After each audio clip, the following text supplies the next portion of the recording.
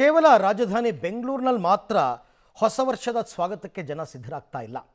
ಜಿಲ್ಲಾ ಕೇಂದ್ರಗಳಲ್ಲೂ ಕೂಡ ಭರ್ಜರಿ ತಯಾರಿಗಳೇ ನಡೀತಾ ಇದೆ. ಹೊಸ ವರ್ಷಾಚರಣೆಗೆ ಕೌಂಟ್ ಡೌನ್ ಶುರುವಾಗಿದೆ. ಎಲ್ಲ ಕಡೆಯಲ್ಲೂ ಕೂಡ ಮಂಗಳೂರು, ಉಡುಪಿ ಬೀಚ್ಗಳಲ್ಲಿ ಪ್ರವಾಸಿಗರ ದಂಡೆ. ಮಂಗಳೂರಿನ ತಣ್ಣೀರು ಬೀಚ್ನಲ್ಲಂತೂ ಜನಜಂಗುಳಿ ಮಂಗಳೂರಿನಲ್ಲಿ.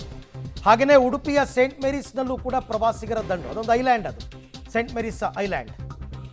ಸಹಜವಾಗಿ ನಿಮಗೆ ಕ್ರಿಸ್ಮಸ್ ಹಾಲಿಡೇಸ್ ಇರೋದ್ರಿಂದ ಜನ ಪ್ರವಾಸಕ್ಕೆ ಹೋಗ್ತಾ ಇರೋರು, ಈ ಬೀಚನ್ನು ಇಷ್ಟಪಡ್ತಕ್ಕಂಥವರು ನಿಮಗೆ ಮಂಗಳೂರು, ಉಡುಪಿ ಭಾಗಕ್ಕೆ ಹೋಗ್ತಾರೆ. ನಮ್ಮ ರಾಜ್ಯದವರೇ ಅಲ್ಲ, ಬೇರೆ ಬೇರೆ ರಾಜ್ಯಗಳಿಂದಲೂ ಕೂಡ ಜನ ಬಂದಿರ್ತಾರೆ. ಹಾಗಾಗಿ ಇದೊಂದು ಕೋಲ್ಡ್ ಸೀಸನ್ ಕೂಡ ಆಗಿರೋದ್ರಿಂದ ಆ ವೆದರನ್ನು ಎಂಜಾಯ್ ಮಾಡಬೇಕು ಅಂತ ತುಂಬ ಜನ ಬಂದಿರ್ತಾರೆ. ಸೊ ಮಂಗಳೂರು ಮತ್ತು ಉಡುಪಿ ಎರಡೂ ಕೂಡ ಕರಾವಳಿ ಭಾಗದಲ್ಲಿ ಬೀಚ್ಗಳಿಗೇನು ಕೊರತೆ ಇಲ್ಲ. ಬೀಚ್ಗಳನ್ನು ಎಂಜಾಯ್ ಮಾಡೋದಕ್ಕೆ ಸಾಕಷ್ಟು ಸಂಖ್ಯೆಯಲ್ಲಿ ಜನ ಆಗಮಿಸ್ತಾ ಇದ್ದಾರೆ. ಅದರಲ್ಲಿ ಕೆಲವು ಗೇಮ್ಸು ಅದು ಇದು ಎಲ್ಲ ಇರುತ್ತಲ್ಲ, ಹಾಗಾಗಿ ಜನ ಇಷ್ಟಪಟ್ಟು ಈ ಭಾಗಕ್ಕೆ ಬರ್ತಾರೆ.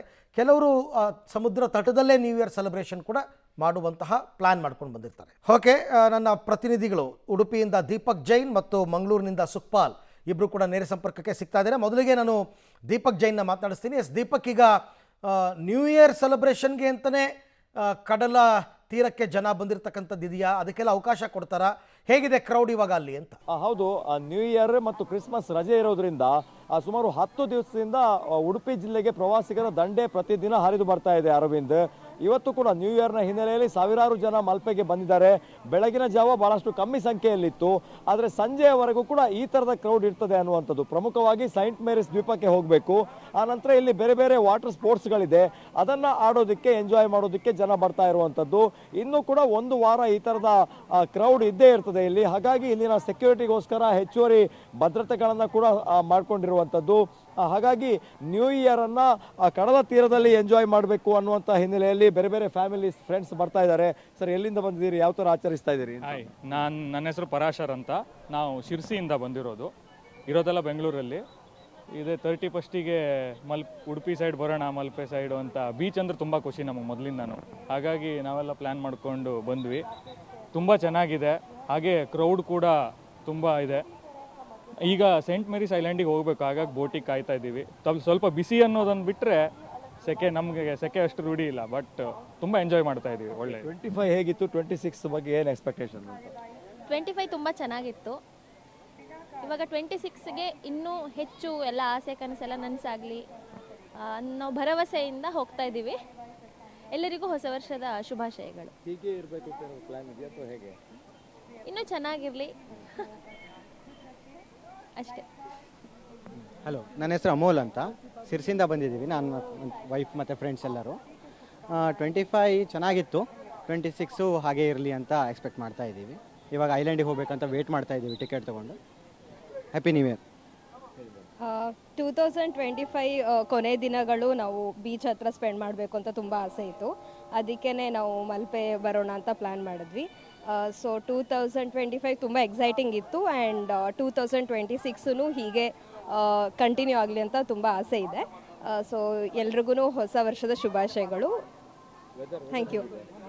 ವೆದರ್ ತುಂಬ ಸೆಕೆ ಇದೆ, ಯಾಕಂದರೆ ನಾವು ಬ್ಯಾಂಗ್ಳೂರಿಂದ ಬಂದಿರೋದ್ರಿಂದ ಬ್ಯಾಂಗ್ಳೂರು ತುಂಬ ಕೂಲಾಗಿದೆ. ಸೊ ಇಲ್ಲಿ ತುಂಬ ತುಂಬ ಸಫೋಕೇಟಿಂಗ್ ಆಗ್ತಾ ಇದೆ. ಬಟ್ ಅದರ್ವೈಸ್ ತುಂಬ ಎಂಜಾಯ್ ಮಾಡ್ತಾ ಇದ್ದೀವಿ, ಯಾಕಂದರೆ ಬೀಚ್ ತುಂಬ ಎಕ್ಸೈಟಿಂಗ್ ಆಗುತ್ತೆ ನನಗೆ. It's always. So thank you. Arvind, ಹೊರ ಜಿಲ್ಲೆಯಿಂದ ಬಂದವರಿಗೆ ಬಹಳಷ್ಟು ಬೀಚ್ನ ಸೈಡ್ ಬಿಸಿ ಅಂತ ಆ ಥರದ ವಾತಾವರಣ ಇದೆ. ಬಟ್ ಕರಾವಳಿಯಲ್ಲಿ ನೆಲೆಸುವವರಿಗೆ ಬಹಳ ವರ್ಷ, 10-20 ವರ್ಷದ ನಂತರ ಒಂದು ಚಳಿಯ ಅನುಭವ ಬೆಳಗಿನ ಜಾವ ಕಂಡು ಬರ್ತದೆ. ಹಾಗಾಗಿ ಹೊರಗಿಂದ ಬಂದವರು ಸ್ವಲ್ಪ ಕಷ್ಟಪಡ್ತಾ ಇದ್ದಾರೆ. ಆದರೂ ಕೂಡ ನ್ಯೂ ಇಯರನ್ನು ಬೀಚ್ ಸೈಡಲ್ಲಿ ಎಂಜಾಯ್ ಮಾಡಬೇಕು ಅನ್ನೋದು ಅವರ ಪ್ಲ್ಯಾನ್ ಆಗಿರ್ತದೆ. ಅರವಿಂದ್, ರೈಟ್, ಹಾಗೆ ಸಂಪರ್ಕದಲ್ಲಿರಿ ದೀಪಕ್. ನಿಮ್ಮ ಜೊತೆ ಮತ್ತೆ ಮಾತನಾಡ್ತೀನಿ. ಇನ್ನು ಮಂಗಳೂರಿಗೆ ಹೋಗೋಣ. ನನ್ನ ಕೊಲೀಗ್ ಸುಖಪಾಲ್ ಜಾಯ್ನ್ ಆಗ್ತಾ ಇದ್ದಾರೆ. ಎಸ್ ಸುಖಪಾಲ್, ಈಗ ಮಂಗಳೂರು ಭಾಗದಲ್ಲಿ ಒಂದು ಸ್ವಲ್ಪ ಬೇರೆ ಪ್ರದೇಶಗಳಿಗಿಂತ ತುಂಬ ವಿಭಿನ್ನ, ಹೊಸ ವರ್ಷಾಚರಣೆಯನ್ನೇ ವಿರೋಧಿಸುವಂತಹ ಜನರೆಲ್ಲ ಇದ್ದಾರೆ. ಹಾಗಾಗಿ ಅಲ್ಲಿ ಕ್ರೌಡ್ ಹೇಗಿದೆ, ಪ್ಲ್ಯಾನ್ ಹೆಂಗಿದೆ ಈ ಹೊಸ ವರ್ಷಾಚರಣೆಗೆ? ಬೀಚ್ಗಳ ಸೈಡ್ನಲ್ಲಿ ಜನ ಹೇಗೆ ಎಂಜಾಯ್ ಮಾಡ್ತಾ ಇದ್ದಾರೆ.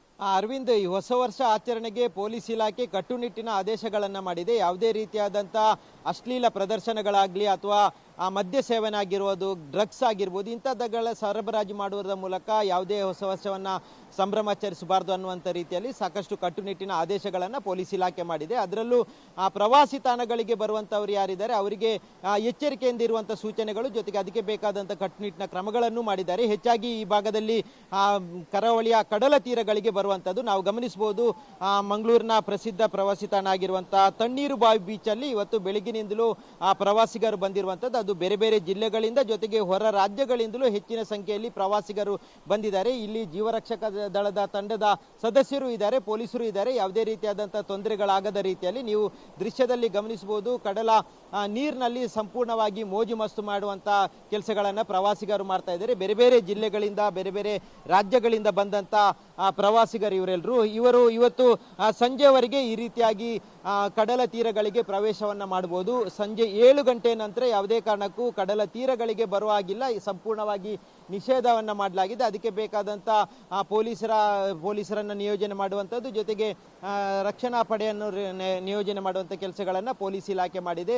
ಆ ಬಳಿಕ ಏನಿದ್ರು ಅದು ಎಲ್ಲವೂ ಇಂಡೋರ್ ಮತ್ತು ಔಟ್ಡೋರ್ಗಳಲ್ಲಿ ನಡೆಯುವಂಥ ಏನು ಸೆಲೆಬ್ರೇಷನ್ಗಳಿದೆ, ಆ ಸೆಲೆಬ್ರೇಷನ್ಗೆ ಮಾತ್ರ ಪರ್ಮಿಷನ್ ಅನ್ನು ಕೊಟ್ಟಿರುವಂಥದ್ದು. ಅದರಲ್ಲೂ ಕೆಲವೊಂದು ಕಟ್ಟುನಿಟ್ಟಿನ ಕ್ರಮಗಳನ್ನು ಮಾಡಬೇಕು ಅನ್ನುವಂಥ ಸೂಚನೆಯನ್ನು ಈಗಾಗಲೇ ಪೊಲೀಸ್ ಇಲಾಖೆ ಕೊಟ್ಟಿದೆ. ಯಾರೆಲ್ಲ ಔಟ್ಡೋರ್ ಮತ್ತು ಇಂಡೋರಲ್ಲಿ ಮಾಡ್ತಾರೆ ಅವರೆಲ್ಲರೂ ಖಂಡಿತವಾಗಿಯೂ ಪೊಲೀಸರಿಂದ ಪರ್ಮಿಷನ್ ಅನ್ನು ತಗೊಂಡಿರಬೇಕು. ಯಾವುದೇ ರೀತಿಯಾದಂಥ ಸಿಡಿಮದ್ದುಗಳನ್ನು ಪ್ರದರ್ಶನ ಮಾಡುವಂಥ ಆಸ್ಪದಗಳಿಲ್ಲ. ಜೊತೆಗೆ 12:30 ಆಚರಣೆಯನ್ನು ಸಂಪೂರ್ಣವಾಗಿ ನಿಲ್ಲಿಸಬೇಕು ಅನ್ನುವಂಥ ಸೂಚನೆಯನ್ನು ಕೊಟ್ಟಿದ್ದಾರೆ. ಅದು ಹೋಟೆಲ್, ರೆಸ್ಟೋರೆಂಟ್, ಕ್ಲಬ್ಬು, ರೆಸಾರ್ಟ್ ಇತರೆ ಕಡೆಗಳಲ್ಲಿ ಎಲ್ಲೆಲ್ಲ ಸೆಲೆಬ್ರೇಷನ್ ಮಾಡ್ತಾರೆ ಅಲ್ಲಿಗೆಲ್ಲ ಈ ರೀತಿಯಾದಂಥ ಕ್ರಮಗಳಾಗುತ್ತೆ. ಮದ್ಯ ಮಾರಾಟ ಮಾಡಬೇಕಿದ್ರು ಅದಕ್ಕೆ ಅಬಕಾರಿ ಇಲಾಖೆಯ ಸಪ್ರೇಟ್ ಆದಂಥ ಒಂದು ಲಿಖಿತ ಅನುಮತಿಯನ್ನು ಪಡಿಬೇಕಾಗುತ್ತೆ. ಹಾಗಾಗಿ ಈ ರೀತಿಯಾದಂಥ ಕಟ್ಟುನಿಟ್ಟಿನ ಕ್ರಮಗಳನ್ನು ಎಲ್ಲ ಕಡೆಗಳಲ್ಲಿ ಮಾಡಲಾಗಿದೆ. ಪ್ರಮುಖವಾಗಿ ಕಡಲ ತೀರಗಳಿಗೆ ಬರುವಂಥ ಪ್ರವಾಸಿಗರು ಯಾರಿದ್ದಾರೆ ಅವರೆಲ್ಲರೂ 7 ಗಂಟೆ ನಂತರ ಯಾವುದೇ ಕಾರಣಕ್ಕೂ ಬರುವಾಗಿಲ್ಲ. ಹಾಗಾಗಿ ಈಗ ಬಂದಿರುವಂಥ ಪ್ರವಾಸಿಗರು ಯಾರಿದ್ದಾರೆ ಅವರು ಈ ರೀತಿಯಾದಂಥ ಸೆಲೆಬ್ರೇಷನ್ಗಳನ್ನು ಮಾಡುವಂಥದ್ದನ್ನು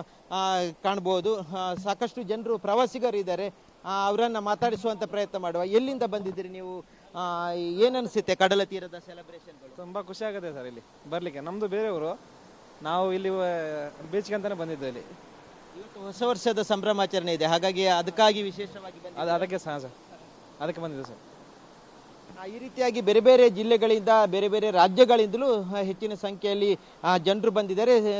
ತಮ್ಮ ಕಡಲ ತೀರಗಳಲ್ಲಿ ಹೊಸ ಅನುಭವ ಇವರಿಗೆಲ್ಲ. ಬೇರೆ ಬೇರೆ ಉತ್ತರ ಕರ್ನಾಟಕ ಭಾಗ ಆಗಿರ್ಬೋದು, ಬೆಂಗಳೂರು, ಮೈಸೂರು ಆಗಿರ್ಬೋದು, ಅವರಿಗೆಲ್ಲ ಬಂದಂಥ ಸಂದರ್ಭದಲ್ಲಿ ಈ ರೀತಿಯಾಗಿ ಇದೊಂದು ಮೋಜು ಮಸ್ತಿ ಮಾಡುವುದೇ ಸಂಭ್ರಮ. ಹಾಗಾಗಿ ಆರಂಭದಲ್ಲಿ ಇವತ್ತು ಸಂಜೆವರೆಗೆ ಈ ರೀತಿಯಾದಂಥ ಸಂಭ್ರಮಕ್ಕಾಗಿ ಬಂದಿದ್ದಾರೆ. ಸಂಜೆ ಬಳಿಕ ಇಂಡೋರ್ ಮತ್ತು ಔಟ್ಡೋರ್ಗಳಲ್ಲಿರುವಂಥ ಏನು ಸೆಲೆಬ್ರೇಷನ್ಗಳಿದೆ ಆ ಸೆಲೆಬ್ರೇಷನ್ಗಳಲ್ಲಿ ಎಲ್ಲ ಪ್ರವಾಸಿಗರು ಭಾಗವಹಿಸುವಂಥ ನಿರೀಕ್ಷೆ ಇರುವಂಥದ್ದು. ರೈಟ್. ದೀಪಕ್ ಮತ್ತು ಸುಕ್ಪಾಲ್ ಇಬ್ಬರಿಗೂ ಕೂಡ ಥ್ಯಾಂಕ್ ಯು. ಕಡಲ ತೀರದಲ್ಲಿ ಹೊಸ ವರ್ಷಾಚರಣೆ ಪರ್ಮಿಷನ್ ಕೊಟ್ಟಿದ್ದಾರೆ, ಬಟ್ ಸ್ಟ್ರಿಕ್ಟ್ ರೂಲ್ಸ್ ಬೆಂಗಳೂರಿನಲ್ಲಿ ಹೇಗಿದೆಯೋ ಅದೇ ರೀತಿಯಲ್ಲೇ ಅಲ್ಲೂ ಕೂಡ ಸ್ಟ್ರಿಕ್ಟ್ ರೂಲ್ಸ್ ಮಾಡಿದ್ದಾರೆ. ಯಾವುದೇ ತೊಂದರೆಗಳಾಗಬಾರ್ದು. ಬಂದಿರತಕ್ಕಂಥವರೆಲ್ಲ ಹೆಚ್ಚು ಕಡಿಮೆ ಪ್ರವಾಸಿಗರೇ. ಹಾಗಾಗಿ ಪ್ರವಾಸಿಗರಿಗೆ, ಬೇರೆ ಬೇರೆ ಊರುಗಳಿಂದ ಬಂದಿರೋರಿಗೆ ಯಾವುದೇ ತೊಂದರೆ ಆಗಬಾರ್ದು ಅನ್ನೋ ಸಿದ್ಧತೆಯನ್ನು ಅವರು ಕೂಡ, ಅಲ್ಲಿನ ಪೊಲೀಸರು ಕೂಡ ಮಾಡಿಕೊಂಡಿದ್ದಾರೆ.